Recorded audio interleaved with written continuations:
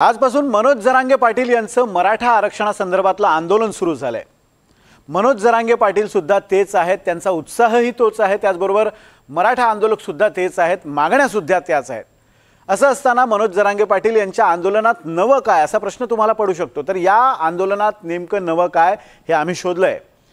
आजवर मनोज जरांगे पाटील हे फक्त मराठा आणि मराठा आरक्षणाच्या अनुषंगानेच मांडणी करत होते, पण पहिल्यांदाच मनोज जरांगे पाटील यांनी हिंदुत्वाच्या अनुषंगाने या आंदोलनात मांडणी केलेली आहे। नेमकं त्यांचं म्हणणं काय आपण पाहूयात या स्पेशल रिपोर्टमध्ये।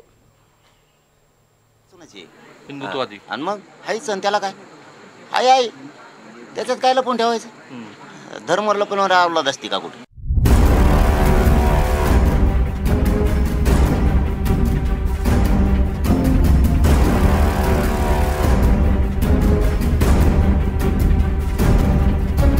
आतापर्यंत मराठा करणारे मनोज जरांगे आता अचानक हिंदुत्वाची भाषा बोलू लागले।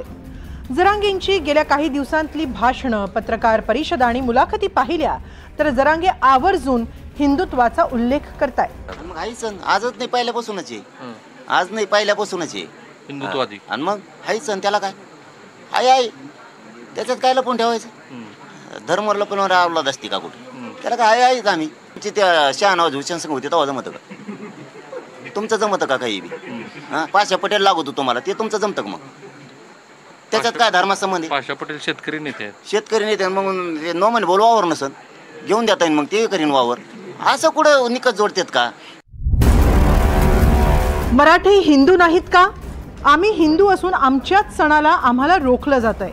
हिंदू धर्माखाली मराठ्यांची अडवणूक का? अशी जरांगेंची काही दिवसांतली वक्तव्य आहे। देव आणि धर्म या मुद्द्यावरूनही जरांगे आणि मुख्यमंत्र्यांमध्ये जुंपली आहे। हिंदूंचा सगळ्यात मोठा सण गणेशोत्सव आहे, त्यामध्ये विघ्न येऊ नये असं मुख्यमंत्री फडणवीसांनी म्हटलंय।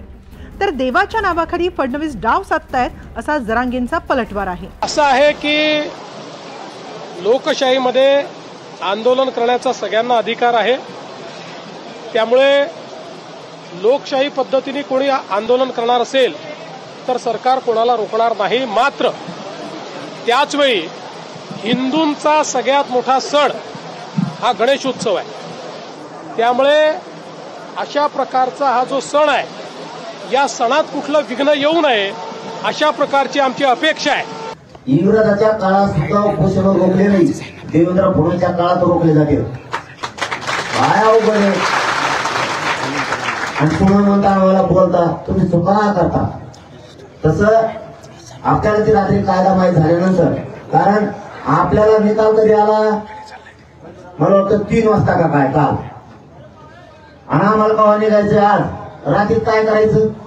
म्हणजे ती डाव साधला बरोबर देवाच्या नावाखाली, उत्सवाच्या गणेश उत्सवाच्या नावाखाली देवेंद्र फडणवीस डाव साधला। अचानक याची का लोक त्याचे समोरून म्हणणं मांडणारे त्याचे आणि लगेच निकाल लागून येतो।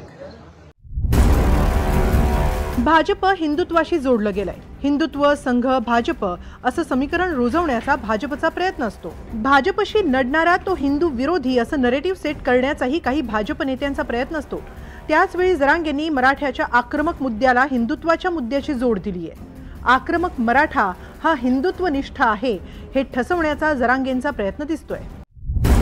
जरांगेंच्या गेल्या वेळच्या आंदोलनात जरांगे हिंदुत्वाची भाषा बोलत नव्हते, आता मात्र जरांगे हिंदुत्वाचा मुद्दा जाणीवपूर्वक मांडतायत। सरकार बदललंय, मुख्यमंत्री बदललेत आणि त्यामुळेच जरांगेंनीही हिंदुत्वाचं कार्ड खेळायचं ठरवलंय। Bureau report, NDTV Marathi, Mumbai.